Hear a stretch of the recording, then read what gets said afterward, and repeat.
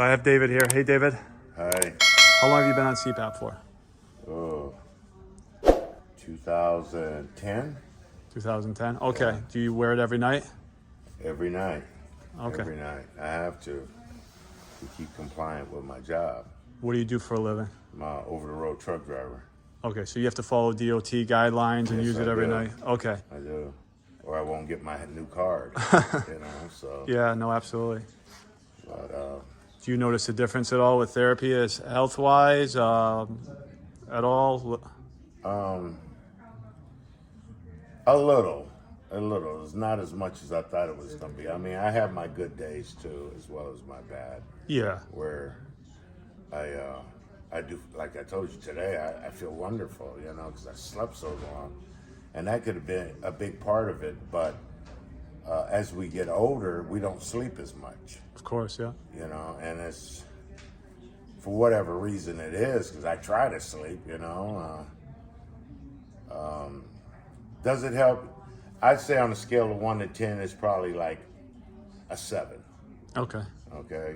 Yep. It's not a perfect fix, because I've been looking at doing surgeries, but a lot of them, like one guy had to get his jaw broken, and they went in to reset his teeth line. Yeah. Okay, and that stops him from snoring and whatever.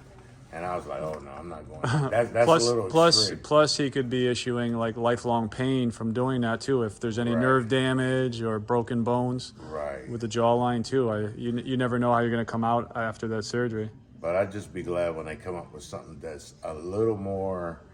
I don't want to have to be dependent on a machine. Of course, yeah.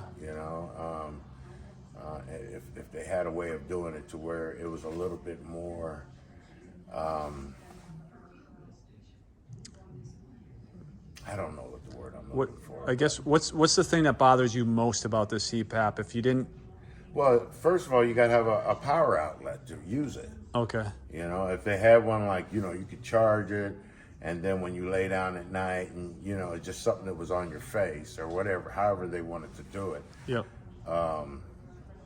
I don't know of an easy way to make a machine like that work. I've been looking at it because I like to draw and paint. And I'm pretty creative, and there really ain't a whole lot of other suggestions besides having there's different surgeries now, and I'm checking into those, but I don't think I'm going to get out of this for a while. So let me ask you this: if you weren't a DOT truck driver, would you still use the CPAP every night? I would. Okay. I would, because I do, like I say, on a scale of 1 to 10, it's a 7 so far as how it helps me. But like I said earlier, I don't sleep as long as I used to when I was a young kid. Yep. And like today, I really feel good today. Okay, and so that could be a big factor too, is that my body's not getting enough sleep, for this thing to be able to work for me. Gotcha. Okay, so. Because I can't believe how good I feel when I had 9 hours of sleep. It's like, wow, versus 6. No, absolutely. So. And you came in today for some gear. What mask are you currently on? I use this one here with the foam. Okay, so you use the Air Touch, the full face. Yes.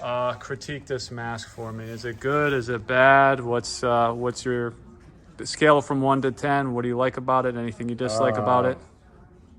No, it's a great mask. I think it's the best one they got out there so far as comfort goes. Okay.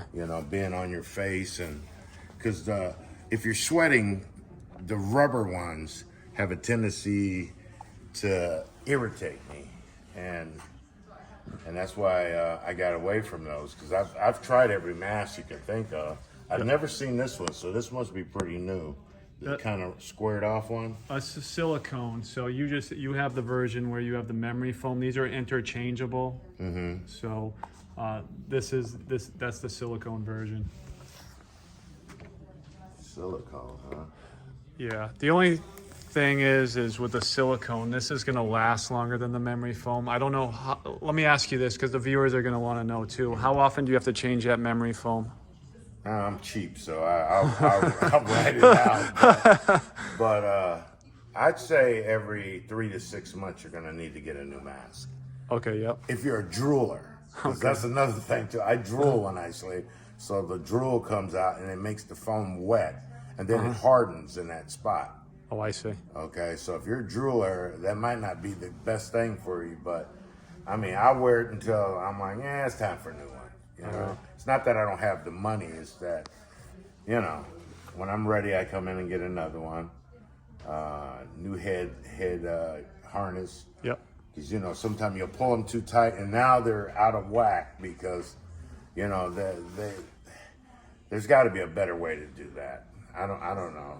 Something that doesn't break down as easy as this is. Because they seem to break down pretty quick. If you pull them too tight, then it's like they're not the same once you pull them too tight one time or two times. Of course, you yeah. know what I mean? So Of course. The last question out there. Only half the people who go on CPAP therapy fail. What advice would you give to people who are, I had enough of this, I'm about to give up?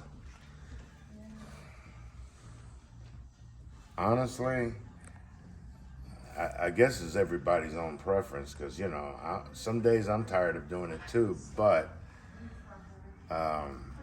even if I didn't have to do it like you asked me earlier about DOT, it's the quality of sleep I'm looking for. Okay.